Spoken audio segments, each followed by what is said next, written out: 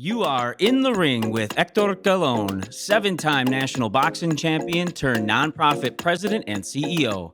Hector knocks out the big issues facing social services today with high-impact leaders from around the U.S. In the Ring is a creation of Lutheran Social Services of Wisconsin and Upper Michigan and is produced by No Studios. And now, here's Hector Colon. Hello, and welcome to In the Ring with Hector Colon. We are so excited to have you again this year. Last year, my guest got real about the challenges facing the social services sector and the people we serve. I am so grateful for all the wisdom and insights we received from them on how they are serving their colleagues better, their clients, and ensuring the financial viability of our sector. You can check out all of these episodes at LSSWIS/InTheRing. I hope these conversations sparked awareness and that they will serve as inspiration for you to act. This year, we're going to get into the punching power of our sector, highlighting the many ways that leaders and organizations are knocking out the challenges and moving their organizations forward. Subscribe on YouTube now and follow us on Twitter and LinkedIn so you don't miss any of these important conversations in the future. I want to thank M3 Insurance for your continued support of In the Ring with Hector Colon podcast. Okay, as my coach Jody used to say, let's go, champ. In the ring with me today is Jody Levison-Johnson, President and CEO of Social Current. Jody, Social Current is the result of a merger in 2021 between the Alliance of Strong Families and Communities and the Council on Accreditation. They serve 12,000 human services professionals in their network, and they represent nearly 2,000 organizations that range from 1 million to 100 million that serves over 70,000 individuals. They are in all U.S. states, Puerto Rico, 6 Canadian provinces, military bases worldwide. Jody has 30 years of experience as a licensed clinical social worker and has been a long-standing champion for systems change. Her experience includes Assistant Vice President of Practice Improvement at the National Council for Behavioral Health, Deputy Assistant Secretary of the Louisiana Office of Behavioral Health, and Vice President of Coordinated Care Services, Inc. She has led system reforms across the country, fueling her passion for impacting deep change in social and public systems. Okay, Jody, are you ready for round one? I am ready, Hector. Great, Jody. So why don't you start off by just telling us a little bit about that major merger that you had in 2021? Sure. So first, thanks for having me and thanks for asking about the merger. It was probably one of the biggest system changes I've undertaken in my career, bringing together the Alliance for Strong Families and Communities and the Council on Accreditation to form Social Current. And really, this is I think a great example of big disruptive change and how big disruptive change can actually have significant impact on the sector. And so it's something I think we all need to be thinking about. So, we brought together these two organizations, both who had been around for quite some time, each with their own cultures. But the idea was by bringing them together, we could impact the sector and support organizations like yours in so many different ways, whether that's through, technical assistance, best practice, or accreditation, policy and advocacy work. So, with any big change, you have fits and starts, and we've had our bumps in the road. But I would say overall, we're doing pretty good. We started 2023 strong, and really with this unified identity as Social Current. And we hope to really continue to impact the sector and support organizations in ways that are deeply meaningful and ideally lead to this very prosperous and thriving society for everybody. So that's the big lofty goal. Thank you, Jody. I just want to probe a little bit on there. For those of us that are looking to get into mergers and acquisition and grow our organization, what would you say is one important lesson learned that the rest of us can say, okay, Maybe we want to not make that mistake and do something slightly different. But what advice would you have for us? I think it's been interesting for us that when we were going through the process and had made the decision to move forward. My board chair at the time said to me, the biggest kind of aspect of this that's going to be, I think, the most challenging is going to be, establishing a new culture. And I'm a guru of leadership, right? I like, consider myself this lifelong learner and student of leadership, and I was like, I got this. And I think, what you can never underestimate the importance of culture and how each organization that comes into any sort of merger or affiliation or partnership, they bring their cultures, and not everything is bad and not everything is great. And so it's really sort of having a healthy respect for the past while also forging forward and holding that tension. I think that's been something that's been hard to do. We also operate virtually, so it's even harder to establish culture in a virtual environment. But I think never underestimate the importance of establishing a new culture. And don't just expect, if you're merging or partnering, that someone's just going to adapt into your culture. It's really got to be people coming in and preserving their identities, as well as then creating something new together, if that makes sense. Yeah, thank you so much for sharing that. As you know, our sector should have more of these mergers and these partnerships. So when you share your wisdom and insights, you inspire us to want to follow suit. So thank you. My guest last year agreed that right now is a turning point in our sector, that we are poised for growth, which will elevate social services to the level of healthcare. Do you and Social Current agree with this statement? And what specifically makes this the time for our sector? I think it's a great statement, and I absolutely agree. And I feel I feel like this really is the time, and I feel like we've learned that so much over the past few years. And when I think about what we've learned, it's this idea about the interwovenness between physical health and emotional health, and primary care and human services. And so, like our country grappled with this huge healthcare challenge. It's the biggest one I can ever remember facing when COVID came, and we realized the tremendous implications that physical health conditions have on emotional well-being. And so I think there was this realization by the healthcare sector about the really deep need for social sector organizations and all that we can accomplish together, because we supported so much during the pandemics. And we can address the things that lead to the health inequities and the disparities we see in health outcomes, the perpetuation of those inequities, and the systemic racism. So, primary care has always been like, this is essential health. And I think what we really need to continue to point to is that essential to health are people who live in thriving and safe, prosperous communities and who have access to resources. And I think that is our sweet spot in the sector. I think community-based organizations are really poised to do that. So I think right now, no one can really question the importance of us. And so I think it's important for us to then capitalize on that while we've got sort of the bright light shining on all that we can accomplish in partnership with the health sector. Thank you. What three critical steps do you feel that leaders and their organizations need to take now to realize this transformation, and how we get ingrained in with healthcare and primary care to yield to better outcomes for the people we serve?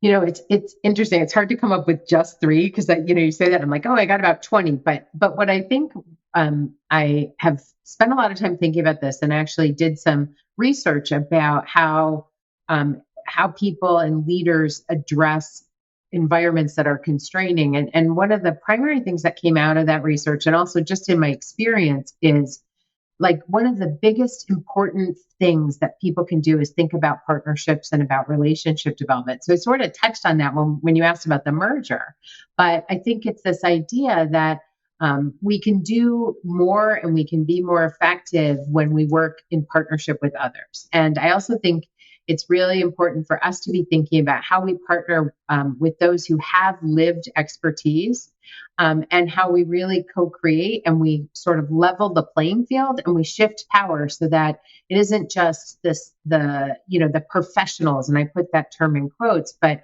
the professionals that have power, but it's also about how we share power with people in community. I think when I think about a second thing, I think about investing in staff capability and capacity. We have this tremendous workforce crisis in the human services field right now. And so ensuring that our people have the right skills and that they are also supported in doing what I think is very emotionally taxing work is really important. And then when I think about the last thing, I think about advocacy and alignment, which is really like one of the things that Social Current does focus on. But it's this idea of really, our sector is huge. When you did the intro of Social Current, we have over 1,800 organizations who work with us. So working to unify the voice so that collectively we could really be heard and have the impact. I think those are some of the biggest opportunities we have right now. Great. What is Social Current currently doing right now to help organization realize and focus on these priorities? I think we try to be a model, especially of the partnerships and the relationships aspect. We partner with everybody.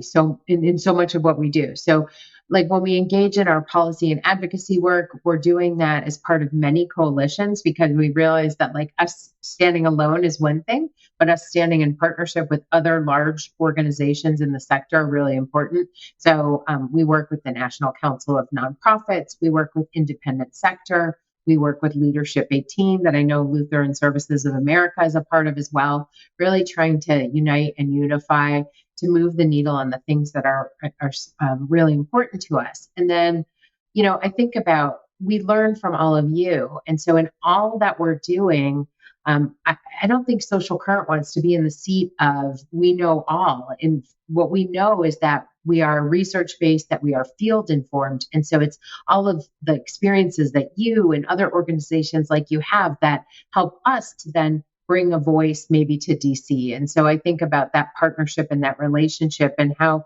we help facilitate organizations to learn from each other, which kind of speaks to this idea about staff capability and capacity, because really helping organizations to address the wellness of their staff. We actually just recently started doing work in workforce resilience. We're offering a webinar series on that.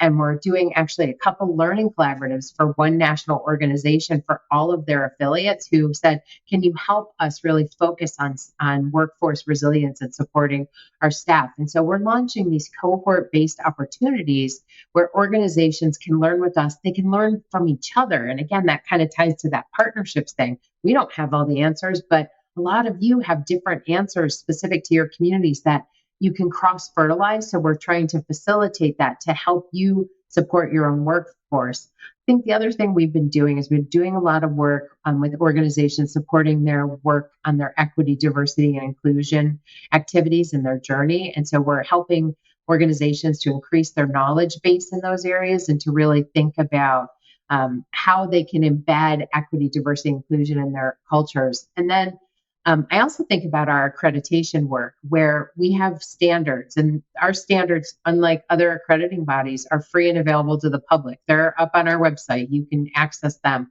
And whether you're accredited or not, whether you're COA accredited by Social Current or not, you can access that tremendous resource, which actually provides a great framework for best practice, and it captures sort of the essence of quality. And so you can hold yourself as an organization accountable to being the best you can be. And so I think that's an opportunity for us as a sector where we can think more kind of about sort of a consumer reports orientation to our work, where we actually really understand what quality looks like and we make people smart consumers.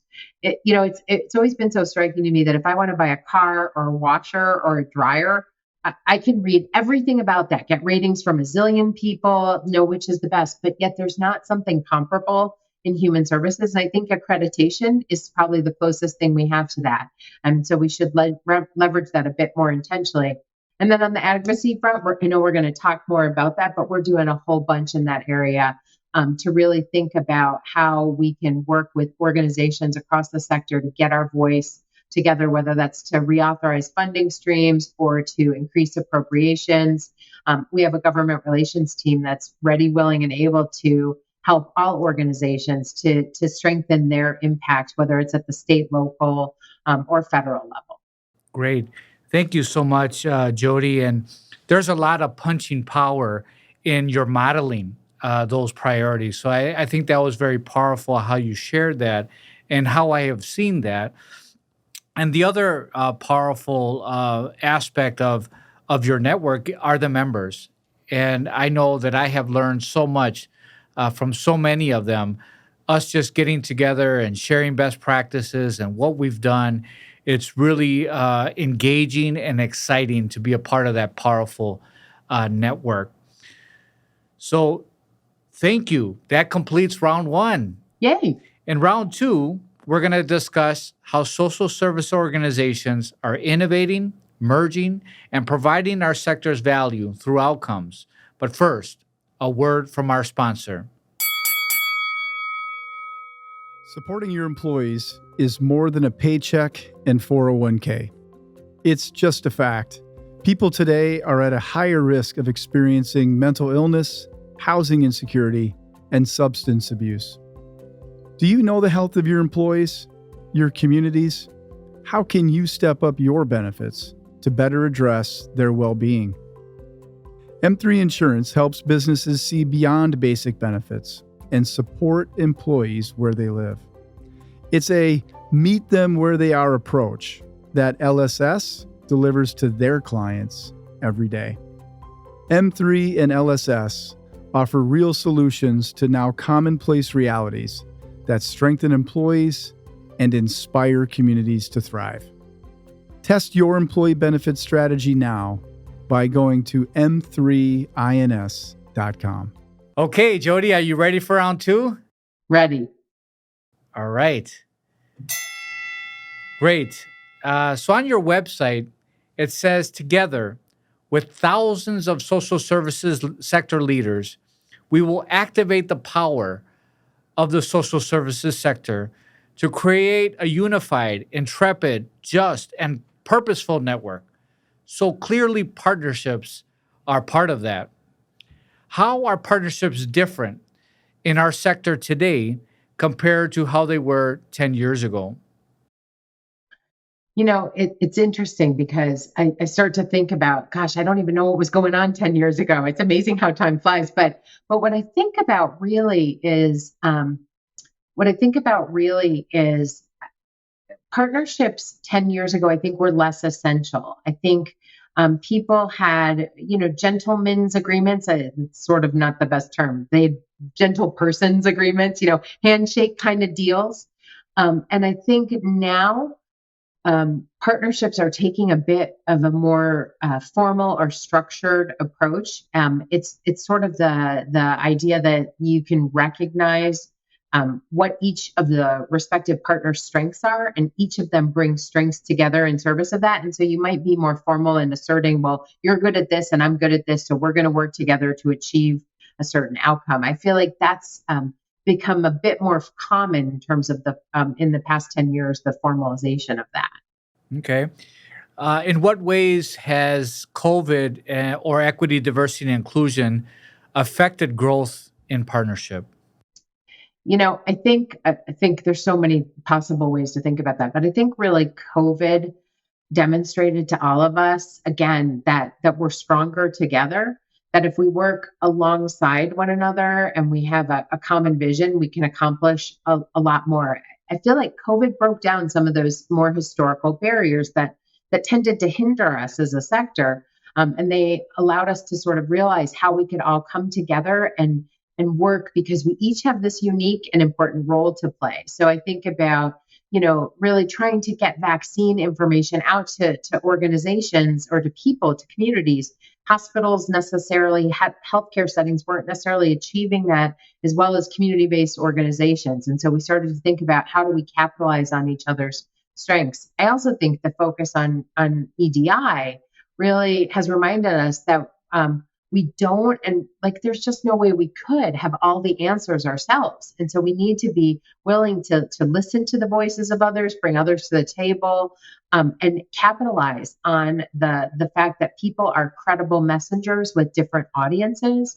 And so I feel like that's really sort of some of the things that I'm seeing right now that feel different, because of our focus and our lens on EDI and because of our lessons learned from COVID.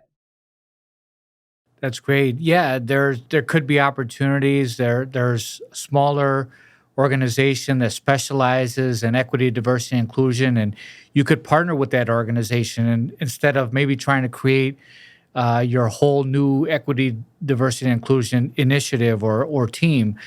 So that's a good example.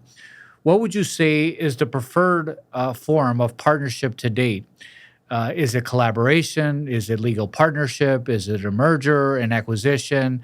There's lots of options out there. What is the ideal approach? I think it really depends on each organization and what they need or what organizations are looking for. I go back to the strengths. I mean, I'm a social worker and I was schooled on this strengths-based perspective, but you think about strengths and needs. And so, what are the strengths that each organization has? And then, what are the needs of the community, or where are the gaps for those organizations?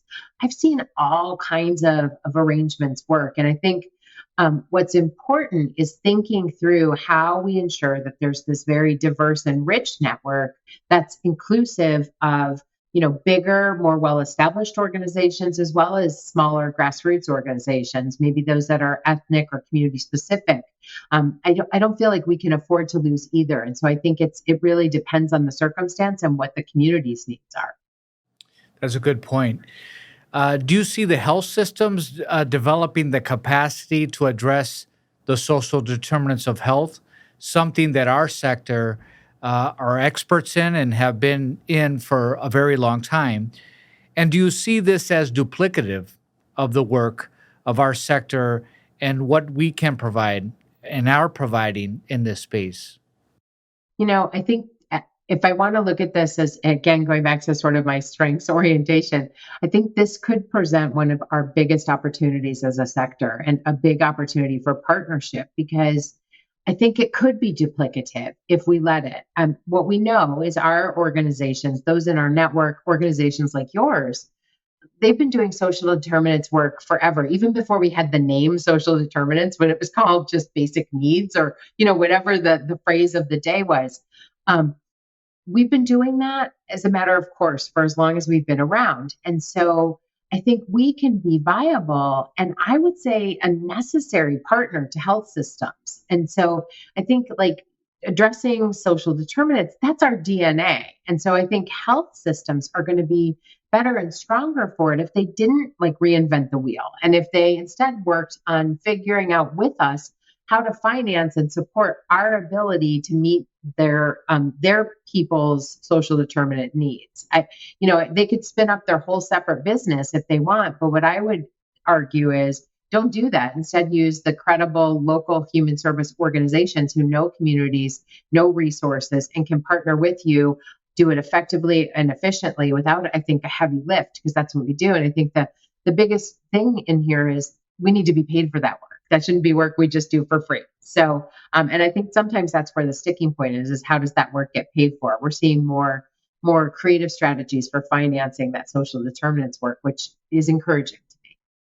Yeah, I definitely agree with you. And at Social Services, LSS, we really want to partner with those healthcare systems and insurance companies to reduce costs for those individuals that are heavy utilizers of costly services, but more importantly, improve their outcomes for individuals that today are falling through the cracks. So I'm excited. We have two partnerships in the works, and we'll be sharing more about that in future episodes. But it is exciting that to have these partnerships, to utilize our strengths, and as well as the health systems and the insurance strengths, so we can come together and make a difference in people that are falling through the cracks today. Yeah. So a follow-up question is, what are some of the greatest investment needs of our sector? and how are organizations prioritizing them? I think this sort of ties back to this idea of when you asked me in round one about the priorities, and it's about like workforce capability and capacity.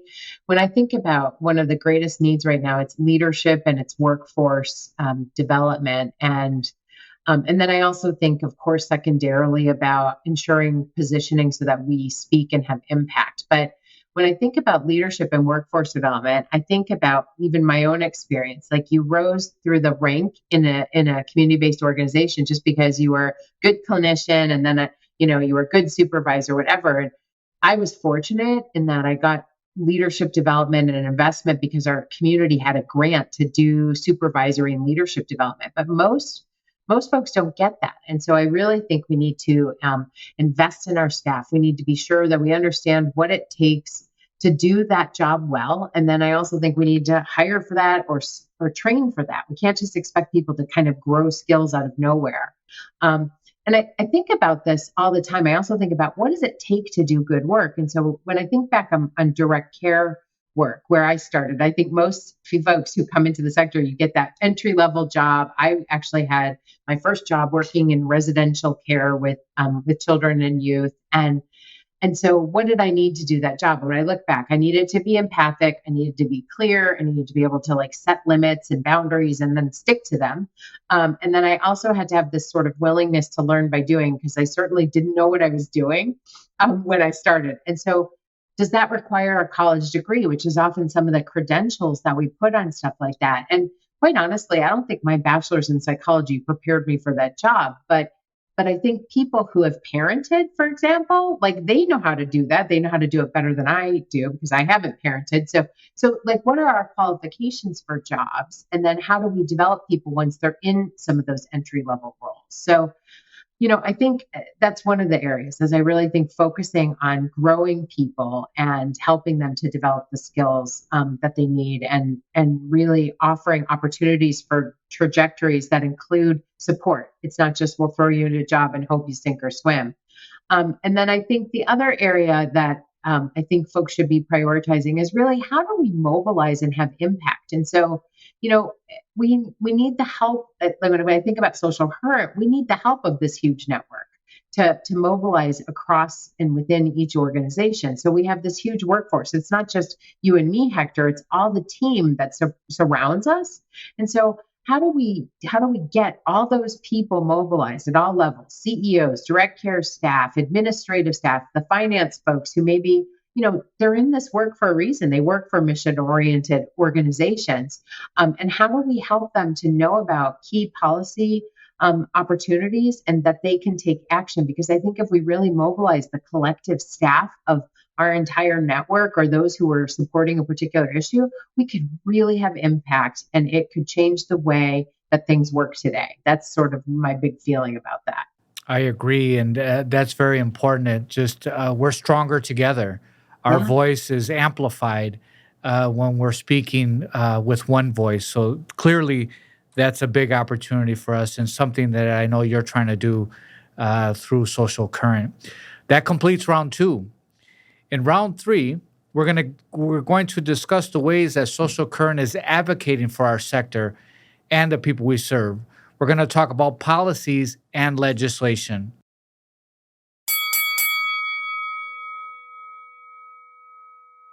Okay, Jody, you ready for our final round? I am. Let's go. Come on, champ.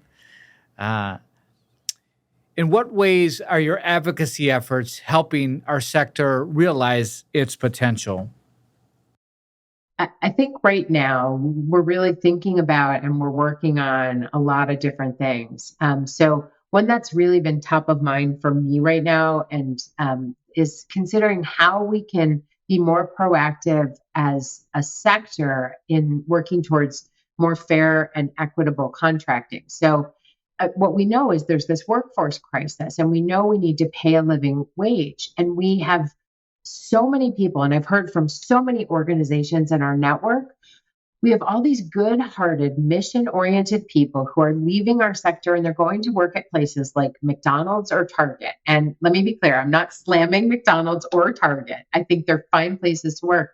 But to me, what's really heartbreaking is this idea that the people who want to make a difference, people who really do care about the work that we're doing, they can't continue to do it because they can't continue the sector. They have to leave the sector because they can't afford not to. And that to me is really frustrating. And so I think, thinking about how we mobilize as a sector around these issues, and I think we're in a tough spot. Like, I think in other industries, we see where people go on strike or they, stage walkouts.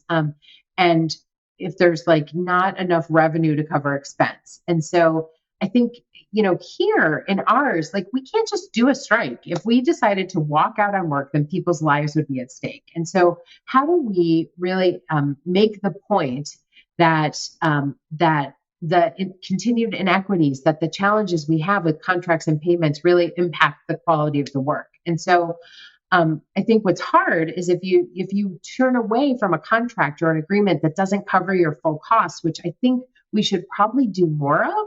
But when you do that, someone, in my experience, who perhaps is of lesser quality is generally there and willing to do it for that less amount. And so quality suffers and then people's lives suffer. And I really feel like people deserve better than mediocre or just adequate care. So we're actually looking at some novel ways of using federal incentives to increase reimbursement rates in state and local government contracts, because that's where most of the funding tends to flow for community-based organizations that would actually cover the full cost of performing services. So it's like the wages as well as other things like that we see in other sectors, like government and private sector positions, where there's professional development funds and your administrative and your operating costs are actually covered. So we're working with some other coalitions on that issue, and we, intend to try to engage our network on this issue.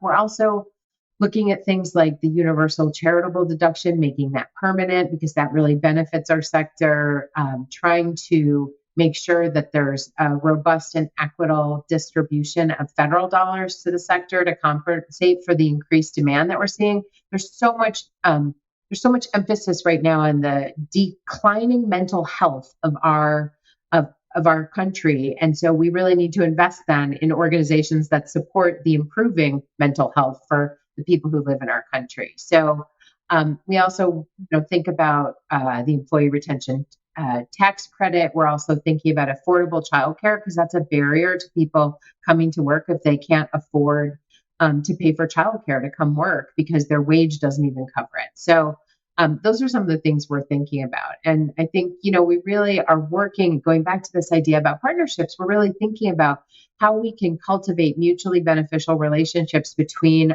our network of organizations and the Biden administration. So we've recently been working with the Department of Education, and we were able to convene some focus groups for them to bring the community-based organization lens to their full-service community schools program. And so I think these are some of the opportunities we have and will continue to have to work in partnership with you all and others in our network to try to shine a light on these really important issues. Thank you for all of those insights. And one I want to kind of just focus on and expand upon a little bit is about the fair contracts. So clearly, this is a big problem for our sector. We don't have enough to pay our staff commensurate to the value they provide society. These are workers that are getting individuals or preventing individuals from getting in the criminal justice system, avoiding costly emergency services, getting people off of government services altogether. And so it's a significant contribution to society that our workers make. And unfortunately, it's not always reflected in those contracts. And also, like you said, we run a residential treatment facility for kids that penetrate the criminal justice system. It's called HAMI. It's where LSS started 140 years ago in Wittenberg, Wisconsin. And when I first started, we were paying individuals $12 an hour. Today, we're paying them $20 an hour. These are tough jobs. And now, like you said, people can go to Walmart and be a greeter and smile at people as they come through the door, or work at Quick Trip and make $20 an hour. Now, our people are here because they love the mission. They love the people we serve. They are here for that sense of purpose. But sometimes there's burnout in our industry. But more important than anything, I believe we have to pay them commensurate to the value they provide the people that we serve. So I'm all with you on that one. Consider us a partner. I want to advocate alongside you and with you to make sure that we can get more money in these contracts so we can pay our colleagues better. Can you share your most important project that you're working on right now? The one that is embracing uncertainty and challenging the status quo. So it was hard. I have to say, it's hard to pick just one because there's so much that's going on. But there's one that we're working on right now, which sort of ties to this idea about leadership and workforce development. So we actually just started working in partnership with the American Public Human Services Association with support from the Robert Wood Johnson Foundation to develop a new set of leadership competencies that will cut across both our network and the community-based organizations like those in our network, and then public sector agencies, so state and local governments, and the community, and really bringing in those who have lived experience and expertise. And so this idea about it's like creating a real leadership model, training folks up to figure out how they shift and share power, how they disperse power, how they can eradicate the historic mistrust, I think, that has existed between public agencies and social sector agencies and communities, and then those that tend to seek support from those entities. So I really think about this as a way to level the playing field, and as I refer to it, equip sort of the flip of power from those who have traditionally held it, like the public agencies or even the leaders at CBOs, to those who haven't always had a voice. And I feel like this is the way we're going to actually create that more equitable and vibrant environment, and where people's voices are truly heard and where they're actually driving and contributing to the decision making. So really excited about what evolves. That work just started. So I'm really excited to see what comes from it. Great. I look forward to learning more about that and seeing if there's ways in which we can engage in that effort as well. So I have one final question. How are you using your punching power this year to advocate for our sector? So I think this was a great opportunity for us to plug a couple of things. So we haven't done one. Social Current's never done one. It's been a while, but we actually have a Capitol Hill Day plan for October 18th. So it's being held in conjunction with our annual convening Spark. So we really want to bring folks up to the Hill to do some advocating together, and we'll orchestrate that. And our government relations team is hard at work at that. Right now, we're actually in the midst of offering a series of webinars called Taking Back Your Narrative, which is focused on equipping people with the skills they need to effectively advocate. So I think the next session is March 22nd. People can check out the Social Current website, which is www.social-current.org for more information.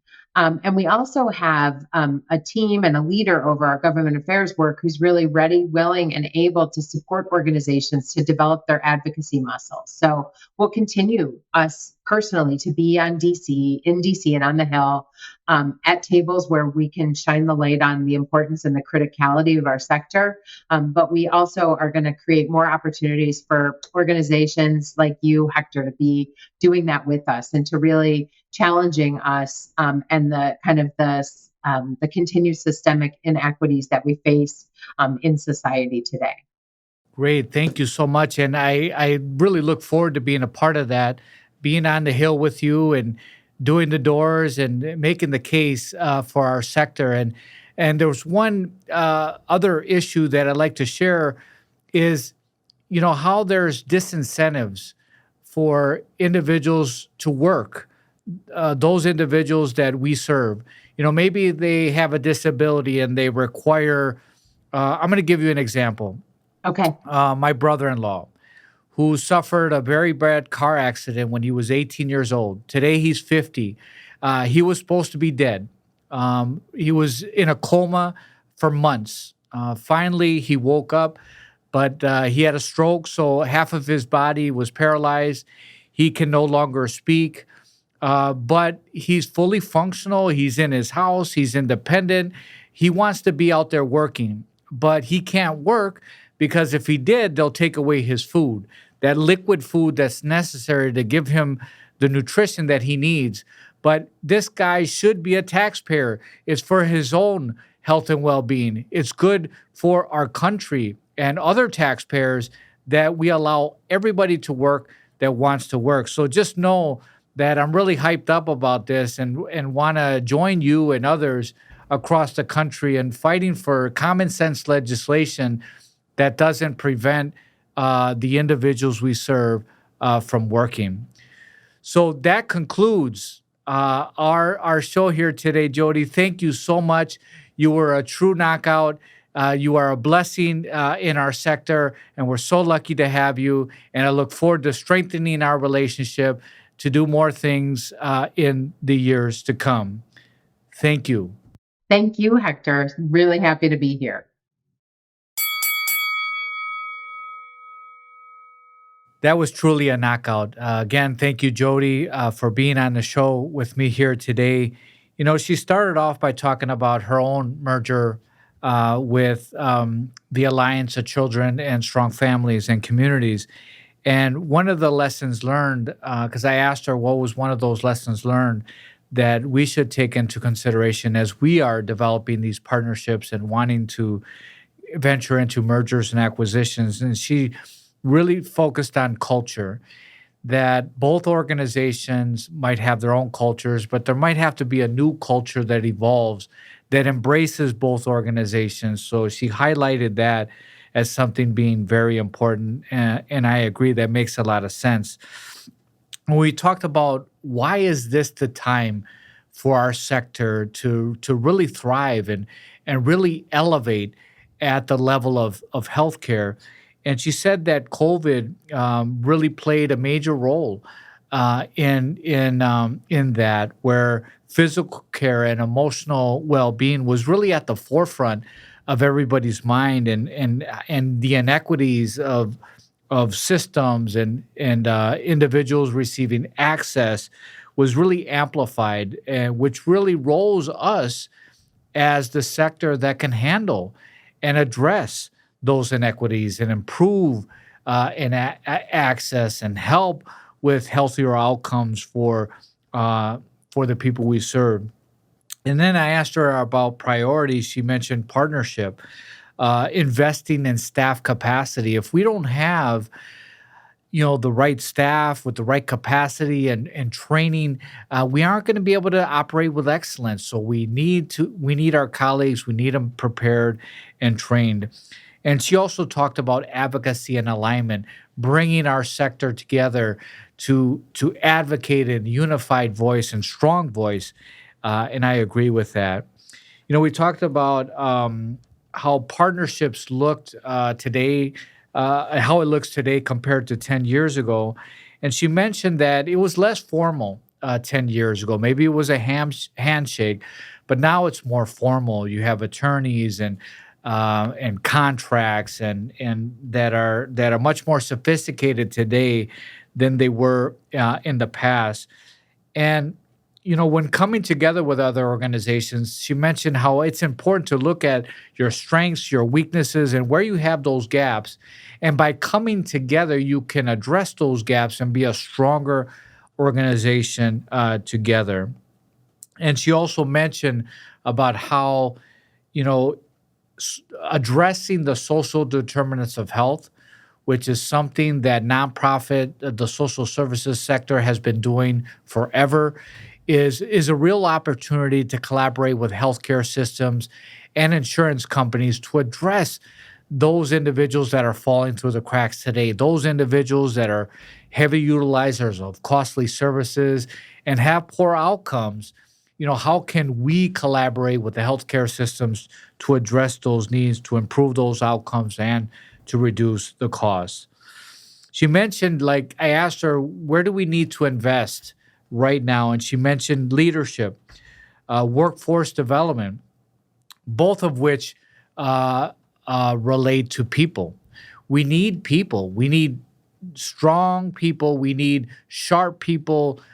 We need individuals that are, in this for the mission, want to be here, but we also need to train them and to pay them better. So workforce is definitely one of the most important things that we should be focusing on as a sector. She also mentioned that we should be mobilizing and more advocacy and coming together so that we can strengthen our impact. She talked about advocacy. One of the key things she focused on was how we need to advocate for better contracts so that we are paying our colleagues a living wage, a good wage, commensurate to the value they are providing society. And when I asked her some of the things you're working on, a big thing, and she mentioned a partnership with APHSA, and it's their leadership model that's based on leadership competencies and bringing the public sector together with the nonprofit sector. So I'm really looking forward to learning more about that. And maybe LSS of Wisconsin and Upper Michigan can be a part of that as well. Please let us know what you think about this show and what you want to see in future episodes. Please like, follow, and share at LSSWIS on Facebook, LinkedIn, and Twitter. And please subscribe to our YouTube channel so you don't miss any of these important conversations in the future. All right. Thank you, Jody. Thank you so much again. And to our sponsor, M3, con mucho cariño, with much affection. Bye.